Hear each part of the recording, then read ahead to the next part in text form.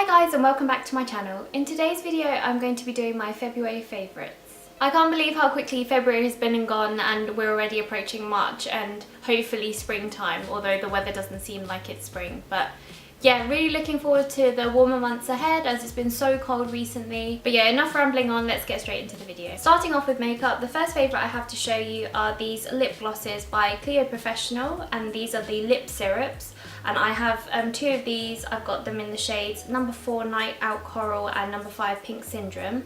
And I picked these up when I can't remember what I was buying. It was on Cult Beauty. I think I bought the Anastasia Beverly Hills Caramel eyeshadow and I needed something to make up the delivery because I think you have to spend over £15 and the eyeshadow itself wasn't enough. So yeah, to avoid paying delivery I did kind of shop around a little bit and I just decided to look in the sale section and I just saw these. And Clio Professional is actually a Korean brand and I didn't know Cult Beauty actually stocked Korean makeup. I haven't looked on there for a little while, so I was really surprised to see this on there. And I've heard good things about the Clio lip products already, not so much the lip syrups themselves, but I just thought, oh, if they're good for like the other lip products, I'm sure they'll be quite good for these. So I just decided to pick them up. I think these were around £8 each and they were in the sale and I just really like them. They smell really nice. They smell sort of like I've got Night Out Coral on my lips today, but they just smell, yeah, they just smell like watermelon, like a fruity like watermelon smell, like really fresh, really summery. And yeah, I just really like the colour that it gives to my lips. It's not too like heavy. I think it's quite natural looking, even though it's a gloss, like I think it does look quite natural, not too overdone. And yeah, depending on how you apply it as well, it could just look more like a bit of a tint. You could do the gradient lip as well, the famous Korean gradient lip, if you were to sort of block down your lips a little bit with like maybe some concealer or some foundation, and then you can just apply this on the top. But yeah, I just really like these, and I really like the packaging as well. They're very sleek. Kind of reminds me a little bit, especially like the lid, like a little bit Chanel, I guess, with the gold and the black. And yeah, they look really nice in your makeup collection or your handbag as well. So I really enjoyed wearing these throughout February. Next, moving on to a primer, and this is the This Works In Transit Camera Close-Up, and it's a mask, moisturiser and primer in one. And I got this in my Look Fantastic Beauty Advent Calendar, and basically if you live in the UK, you're probably well aware, like we're going through a bit of a cold snap at the moment. Like it's just been absolutely freezing, and with that my skin has just been so dehydrated, and even like doubling up on moisturiser hasn't helped, and I just really needed something to hydrate my skin like before applying my base makeup, because whilst my IT Cosmetics CC cream generally looks dewy, this past month it's just been looking a lot on the drier side, almost like my skin is just absorbing all the moisture. So it's looking like, for me personally, I found it looked a little bit cakey or like a little bit too matte for me. So yeah, I just I needed a primer. I wanted to buy the Smashbox primerizer, but I just didn't get around to buying it, and I was looking through my stash and I found this and I was like, oh, it's a small enough tube, like I can give it a go, hopefully it won't break me out. And it actually hasn't. Like I've really loved using this throughout February. It's a small tube and you don't need to use too much. Like it does go on like a moisturiser, so I like to apply my Neil's Yard Beauty Balm underneath and then apply this. And I find that it gives my skin enough hydration prior to putting on like my face makeup. So I definitely noticed there's less dry patches, especially like around like just underneath the eye, like around the upper cheek area. My skin has just been so flaky and dry, but this has just helped it so much. It's added that moisture back into what my CC cream would normally look like, so it's given me that dewiness back and that more natural glow back, so I'm really pleased. And I'm not sure how much the full size version is, but I feel like it's going to be cheaper than the primerizer. I was quite surprised actually, because the Smashbox primerizer is actually £30. So yeah, I wasn't too ready to commit just yet, but I feel like once I run out of this I might just purchase this instead and then purchase the primerizer at a later date, maybe when I run out. But yeah, I really like this primer at the moment, so I highly recommend it. Moving on to concealer, I've actually been really loving the Makeup Revolution Conceal and Define concealer, and these are so highly sought after at the moment, especially after the comparison between the Tarte Shape Tape, I think I said that right, is it Shape Tape? Shape Tape, yeah, the Tarte Shape Tape concealer, where there was a lot of controversy around that regarding the shades. So I didn't pick up the Tarte Shape Tape, but instead I picked up this because I read reviews and saw videos that said that this was pretty much an exact dupe for that concealer. And these are £4 each from Superdrug, and they're just so affordable. I bought these online from the Superdrug website, so I had to do a bit of guesswork in regards to what shade I am. So I did actually pick up 3. I went for the shade C6. This is for my under eye area. I also have C7, which is more for like hiding blemishes. I also got C13. Because I wanted to use it as a contour shade, but I haven't actually got around to using that one yet, but I've just been really loving C6 for my under eye area. I find it goes on really smoothly. It's not, initially it feels like it's going to be too cakey, but it blends really nicely, and then I just kind of go over with like a bit of my CC cream just to kind of blend it all in so it doesn't look too heavy. But yeah, for £4 I think this is a great bargain. And what I really like as well is the applicator is really large, so you don't have to use too much in order to get a good coverage.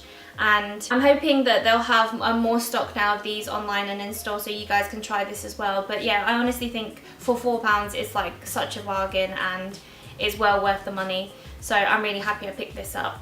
The next product I have to show you is a contouring palette, and it's this Tom Ford Shade and Illuminate palette in the shade 01, and it's honestly just the most beautiful palette. I know I'm a bit late to the party, this has been around for years, but I have had this on my wishes for a very long time. I wasn't really that into contouring before, so I couldn't really justify spending like almost £60 on a palette, which I didn't think I was going to get much use. But I've been watching a lot of YouTube videos lately, a lot of people contouring with cream products, and it just revived my love for this again. So I decided to take the plunge, and one weekend I went into the Covent Garden store and I picked this up, and I absolutely love it. I think the shade is it's like a warm brown shade, and I think it blends into the skin beautifully. I have sort of like yellowy undertones, so I think it works really well for my skin tone. The highlighter I haven't used so much because I tried it on in the store and it gives more of just like a wet look rather than a highlighter, so I like my highlighters to be quite prominent on my skin. So I haven't really tried it out as much, so yeah, maybe I'll give it a go later on. But I mean, the contouring shade though is absolutely lovely, and also the packaging as well I really love. It's just this really nice sort of mahogany dark brown palette with this gold edge, and it's absolutely beautiful, and I'm really happy to have it in my collection now. And the only thing is I do find it sets a little bit quickly, so I do contour a bit at a time rather than contouring the whole face and then blending in afterwards. I do sort of like a bit at a time, so like one cheek after another, and then like do my jawline and also like my hairline.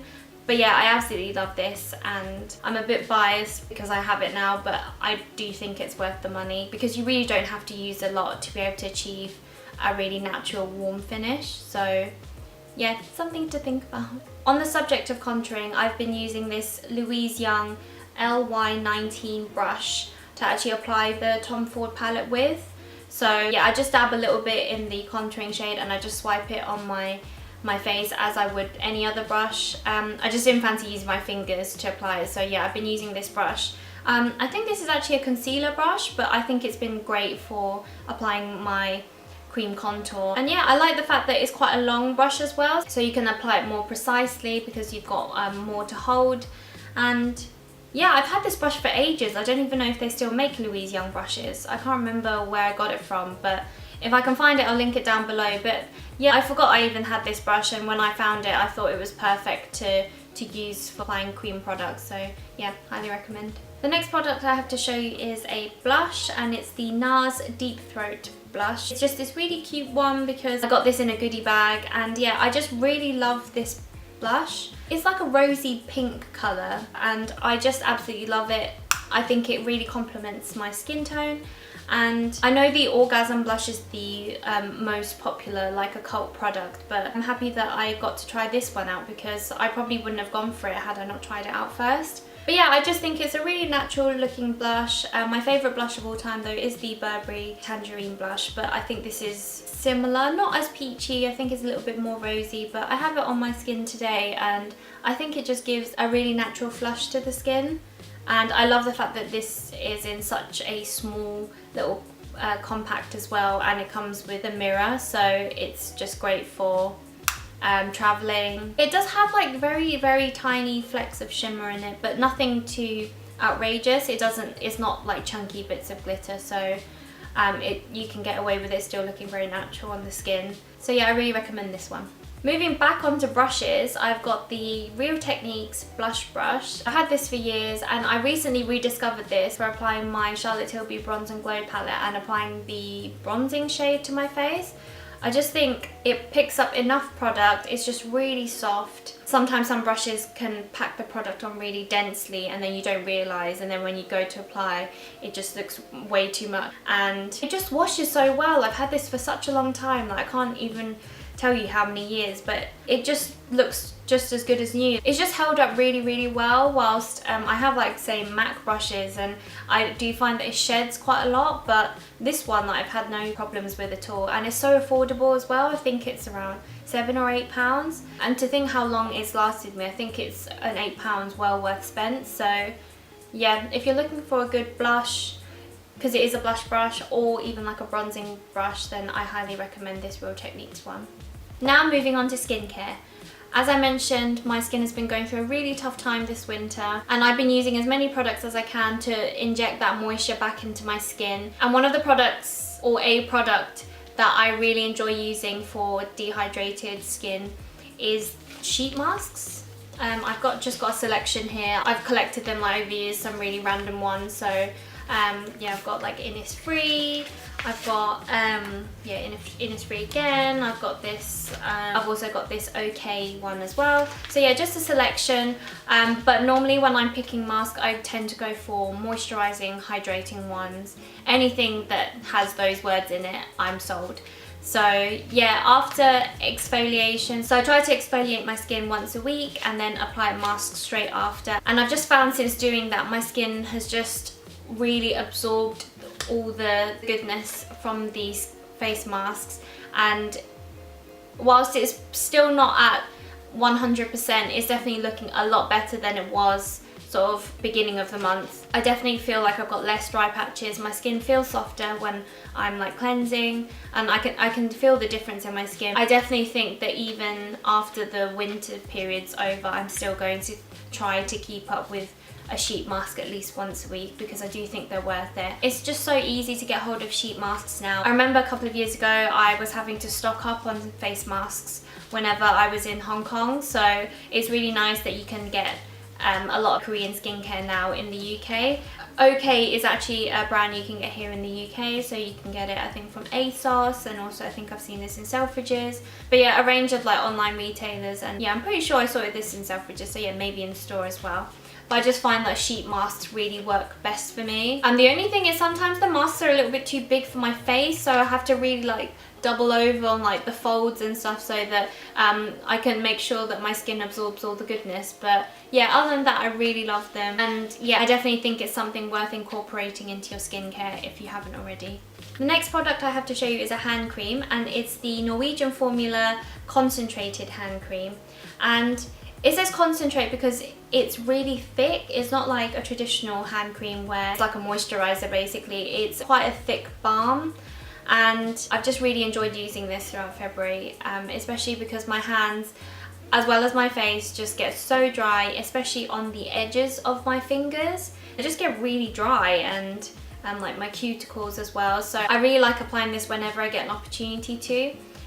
You don't have to use a lot, but I'm sometimes a little bit heavy with the application. But once you've got that first layer on and it's sunk into the skin, your hands just feel so much softer.